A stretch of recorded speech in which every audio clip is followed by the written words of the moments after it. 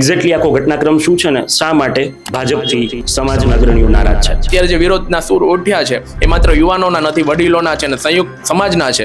એ ક્યાંક આગળ જતા સૌરાષ્ટ્ર લેવલે, ગુજરાત લેવલે પણ બહુ મોટા વિરોધના સૂર ઉઠવાના છે. રઘુવંશી સમાજના જે છે બધા સભ્યો કોઈ નહીં દે મતદાન. બીજેપી ભાજપ સરકારને કોઈ મત નહીં દે. જ્ઞાતિના બેઝ પર આપણે લોકોને લઈ જશું તો તમને લાગે છે કે આ લોકશાહી માટે ખતરારૂપ સાબિત થશે? આ અન્ય એક લોહાણા સમાજ સાથે નથી થયો, આ અન્ય 18 વર્ણ સાથે. યુવાનો અને સમાજના લોકો હુંકાર કરી રહ્યા છે કે ભાજપનો બહિષ્કાર. તો ઓપ્શન શું? અન્ય પાર્ટી તરફ મતદાન કે બીજો કોઈ નિર્ણય? કોઈ પણ પક્ષ છે એવું ઈચ્છતી જ હોય છે બને ત્યાં સુધી જે જ્ઞાતિ છે એના મતદારોનું વિભાજન થાય તો સહેલેથી એ લોકો સરકારમાં આવી શકે. કે જો સમાજના વ્યક્તિ નહીં હોય તો શું એવી આશંકા છે કે કામ નથી થતા? અને જેમના જ્ઞાતિનું પ્રભુત્વ વધારે એમના કામ જલ્દી થાય છે. શું આવો તમને ક્યારે અનુભવ થાય છે ખરા?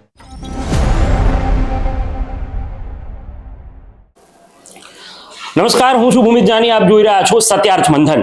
સ્થાનિક સ્વરાજ્યની ચૂંટણીના પડઘમ વાગી ચૂક્યા છે અને રાજકોટની અંદર જ્યારે ટિકિટ ફાળવણીની વાત આવી હતી ત્યારે રાજકોટ શહેર ભાજપ કાર્યાલયે જે હોબાળો થયો હતો તેને આખા ગુજરાતની જનતાએ નિહાળ્યો છે. માત્ર રાજકોટની વાત નથી, પરંતુ ટિકિટ ફાળવણીને લઈને કેડર બેઝ ગણાતી ભારતીય જનતા પાર્ટીમાં જે ઉહાપો મચ્યો તેનાથી અનેક તર્ક વિતર્ક સર્જાયા છે. પરંતુ જ્યારે હવે મતદાનને ગણતરીના દિવસો બાકી રહ્યા છે તે પૂર્વે રઘુવંશી સમાજના યુવાનો, લોહાણા સમાજના અગ્રણીઓ એ કંઈક અલગ મૂડ બનાવીને બેઠા છે અને એ વાત જે છે તેનાથી ક્યાંક ભારતીય જનતા પાર્ટીને આગામી આ ચૂંટણીની અંદર ભોગવવું પડે એ પ્રકારની સ્થિતિ પણ છે. પરંતુ અત્યારે મારી સાથે યુવા મિત્રો છે અને એ પણ રઘુવંશી યુવા શક્તિ સંઘના હોદ્દેદારો છે, કાર્યકર્તાઓ છે. તેમની સાથે વાત કરવી છે કે આગામી ચૂંટણીને લઈને તેમને જે રણશીંગું ફૂક્યું છે તે ખરા અર્થમાં ભારતીય જનતા પાર્ટીને કેટલું મોંઘું પડી શકે તેમ છે. યુવાનો છે મારી પાછળ, તમે જોઈ શકતા હશો, અને તે આખા શહેરની અંદર સંગઠન બનાવ્યું છે. જે રીતે રાજકીય સંગઠનો તે જ પ્રકારે તેમનું પણ સામાજિક સંગઠન છે અને સમાજને સાથે લઈને ચાલવાનો તેમનો એક પ્રયત્ન છે. આ મુદ્દાને લઈને, ચૂંટણીને લઈને તેમની સાથે વાત કરવી છે. તેમના શું નિર્ણયો છે?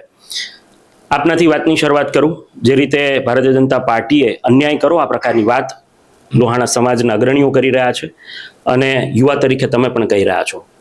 મારે એ સમજવું છે, ઘણી બધી જાહેરાતો, ઘણી બધી સોશિયલ મીડિયા પર પોસ્ટ ચાલી રહી છે કે જ્યાં ભારતીય જનતા પાર્ટીનું બહિષ્કારની વાત ચાલી રહી છે. એક્ઝેક્ટલી આખો ઘટનાક્રમ શું છે ને શા માટે ભાજપથી સમાજના અગ્રણીઓ નારાજ છે? જેમ આપણે જણાવ્યું કે અત્યારે સ્થાનિક સ્વરાજની ચૂંટણી રાજકોટમાં અને ગુજરાત રાજ્યમાં જે રીતે જે કાર્યકરો અત્યારે પ્રચારના ધોધમાર ચાલુ છે, આ વચ્ચે રઘુવંશી સમાજની રાજકોટ શહેરમાં 2.5 થી 3 લાખની વસ્તી છે અને જો સ્પેસિફિક વાત કરી વિધાનસભા 69 એ વિસ્તાર રઘુવંશી સમાજનો ગઢ કહેવાય છે અને સાથોસાથ ભારતીય જનતા પાર્ટીનો પણ ગઢ કહેવાય છે. એ વિસ્તારમાં અમે અમારા કુલ મતદારો 70 થી 80,000 આજ હું વાત કરું છું, આ 5-7 વર્ષ પહેલાના જે મતદાનો થયા ધારાસભાની ચૂંટણી સમયે ત્યારે 70 થી 80,000 મતદારો સક્રિય હતા. અને એમાં ખાસ કરીને જો વોર્ડ વાઇઝ હું વાત કરું તો વોર્ડ નંબર 1 છે, 2 છે, 3 છે, 7, 9, 10 વગેરે વોર્ડમાં રઘુવંશી સમાજની વસ્તી અને મતદારો ખૂબ મોટી સંખ્યામાં છે. અને ખાસ કરીને જે આ વિરોધ ચાલી રહ્યો છે એ વોર્ડ નંબર 1, 2, 3માં કે જેમાં ખરેખર રઘુવંશી સમાજના ઉમેદવારોની દાવેદારી હતી, તેમ છતાંય ભારતીય જનતા પાર્ટીને અમુક રાજકીય આગેવાનોના કાવા દાવાના હિસાબે અમારી ટિકિટ જો કાપવામાં આવી છે તેના બદલામાં આ વિરોધ છે. ટિકિટ કાપવામાં આવી છે, પરંતુ મને યાદ છે ત્યાં સુધી થોડા સમય પહેલા આપના જ સમાજના યુવાનો અને અગ્રણીઓ એ ભાજપ કાર્યાલય મળવા પણ ગયા હતા, માંગણી પણ કરી હતી, ટિકિટની વાત પણ કરી હતી. તો મને એ બાબતે સમજાવો કે ત્યારે ભાજપ તરફથી કઈ પ્રકારનું કમિટમેન્ટ હતું અને પછી જ્યારે ટિકિટની ફાળવણી થઈ ત્યારે કેમ આ કમિટમેન્ટ ફરી ગયું? જી બિલકુલ, અમારું સંગઠન છે, વડીલો સાથે અમે લોકો રજૂઆત કરવા ગયા હતા રાજકોટ શહેર ભાજપ પ્રમુખ માધવભાઈ દવેને, અને રજૂઆતના અંતે અમને જણાવવામાં આવેલ હતું કે જે પણ હશે યોગ્ય થશે. અને જ્યારે આપ જાણો છો કે છેલ્લી જે 48-24 કલાક જે ટિકિટની નામને ડિક્લેર થયા ત્યારે ગાંધીનગર મવડી મંડળનો જમાવડો જામ્યો હતો.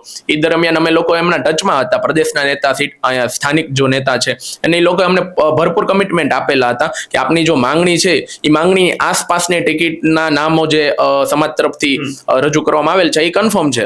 મોટા ભાગના. પણ જ્યારે 9:30 વાગે રાત્રે જ્યારે ટિકિટ ડિક્લેર થઈ તો ત્યારે જોયું તો અમારી જે માંગણી હતી એમાંથી 3 મહિલાઓને જે ઉમેદવાર હતા એમની ટિકિટની ફાળવણી કરવામાં આવેલ છે. જ્યારે અમારો વોર્ડ નંબર 1, 2, 3 જે મહત્વનો ગઢ છે ત્યાંથી જ અમારી ટિકિટ કાપવામાં આવી છે.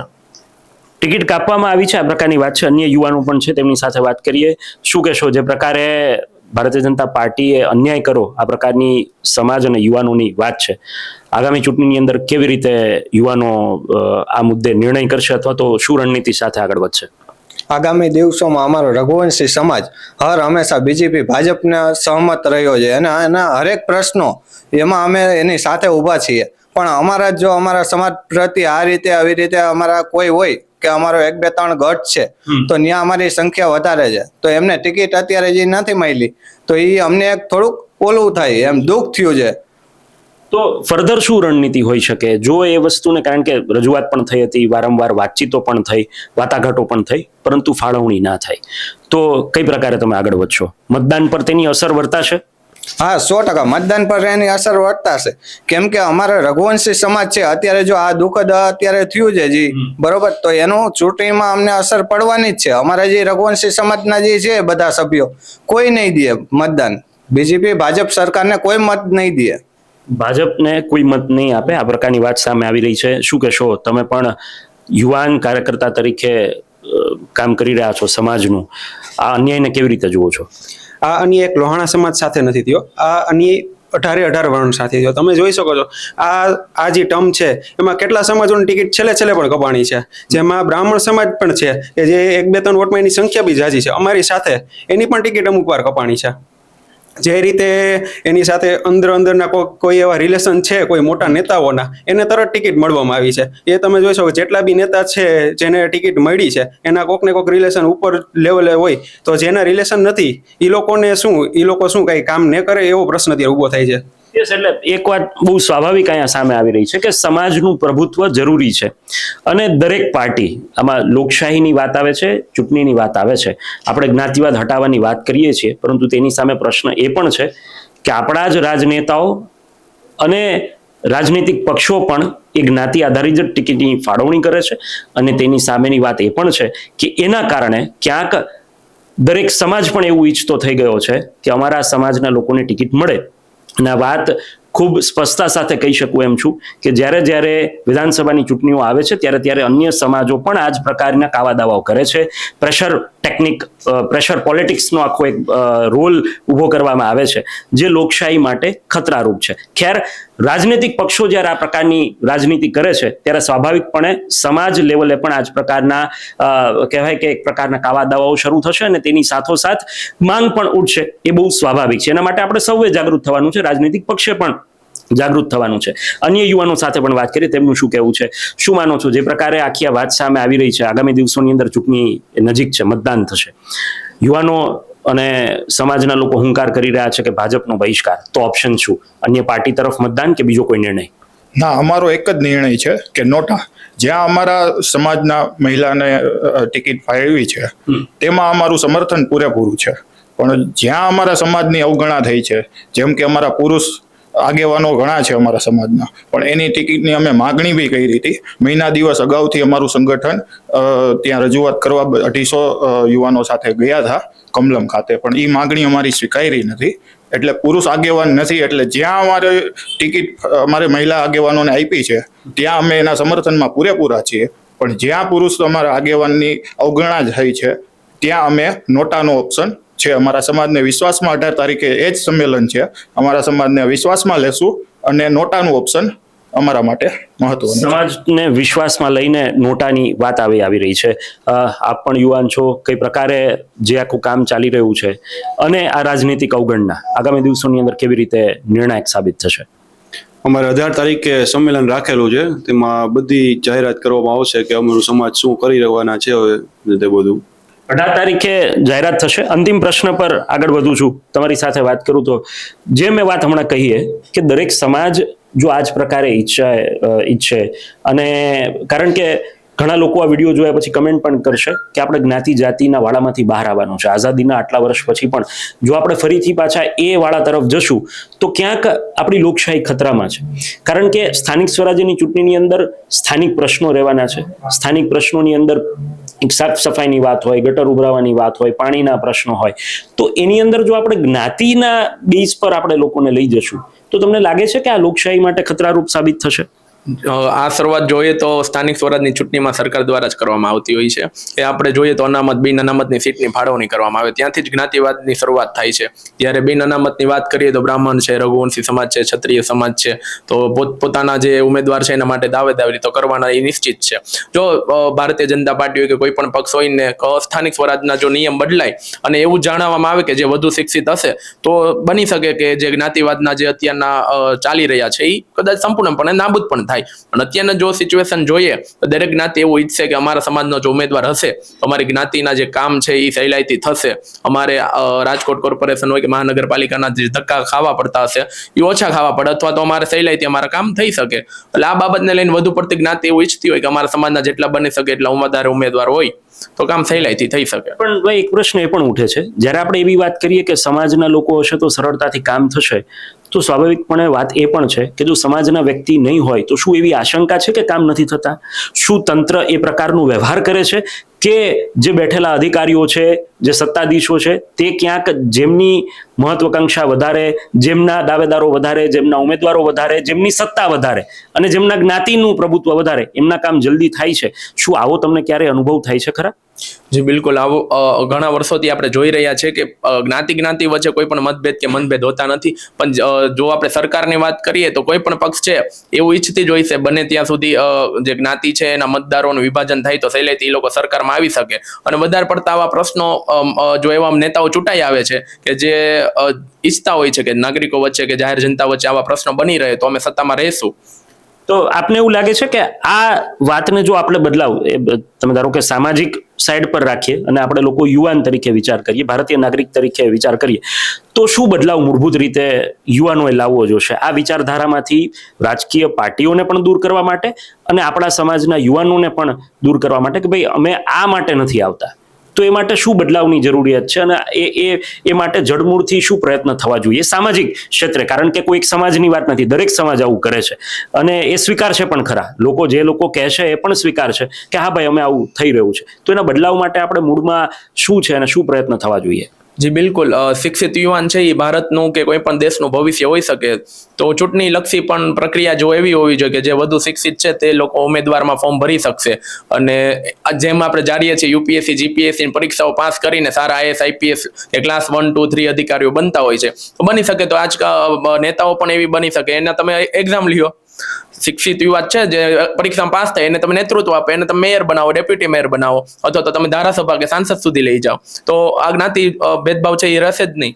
એટલે એટ ધી એન્ડ વાત એવી જ આવે છે, એમની એજ્યુકેશન ક્વોલિફિકેશન, એમની સ્કિલ અને એમનો જે આધાર સ્તંભ હોય એના પર એમને શું કહેવાય માર્કેટમાં ઉતારવા જોઈએ અથવા તો તેમને દાવેદાર બનાવવા જોઈએ.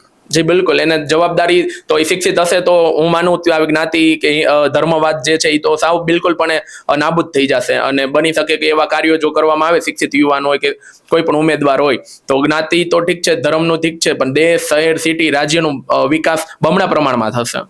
અંતમાં પૂછું તો 18 તારીખના સંમેલન પછી અત્યારે જે રીતે આપના મેસેજીસ અને સોશિયલ મીડિયા પર તમને જે પ્રતિભાવો મળી રહ્યા છે તેના પરથી મહદઅંશ છે લોકો શું વિચાર કરી રહ્યા છે? તમારા સમાજના લોકો એ તમારા જે નિર્ણયો છે, યુવાનોના નિર્ણયો છે, તેને કેવી રીતે જુએ છે?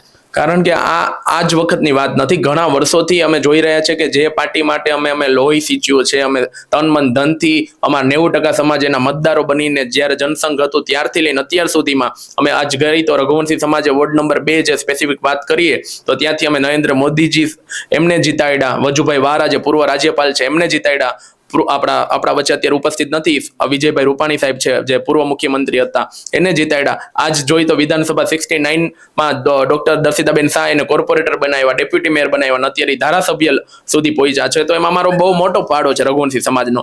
ને અમને એવા જ અમારા રઘુવંશી સમાજના ગઢમાંથી જો કાપી નાખવામાં આવે તો ક્યાંક અમારી લાગણી દુભાવવાની છે. અને અત્યારે જે વિરોધના સૂર ઉઠ્યા છે એ માત્ર યુવાનોના નથી, વડીલોના છે અને સંયુક્ત સમાજના છે. અને હું ધારું ત્યાં સુધી અત્યારે આજે રાજકોટ પૂરતું નથી, હું માનું ત્યાં સુધી અત્યારે અત્યારે જે પ્રમાણની સ્થિતિ સર્જાણી છે એ ક્યાંક આગળ જતા સૌરાષ્ટ્ર લેવલે, ગુજરાત લેવલે પણ બહુ મોટા વિરોધના સૂર ઉઠવાના છે.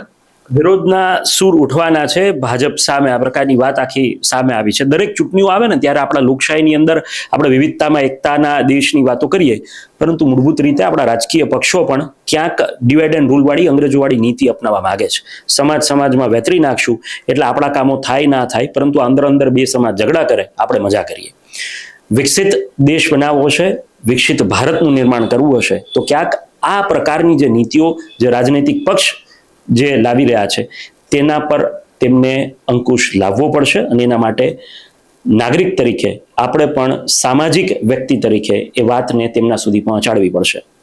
એ લોકો સત્તાના મદની અંદર એવું જ વિચારીને બેઠા છે કે જે કરીએ છીએ બધું બરાબર છે, પરંતુ જે નીચલા સ્તરે જે આખો આ અવાજ ઉઠી રહ્યો છે તે પણ સત્તામાં બેઠેલા લોકોએ સાંભળવો પડશે.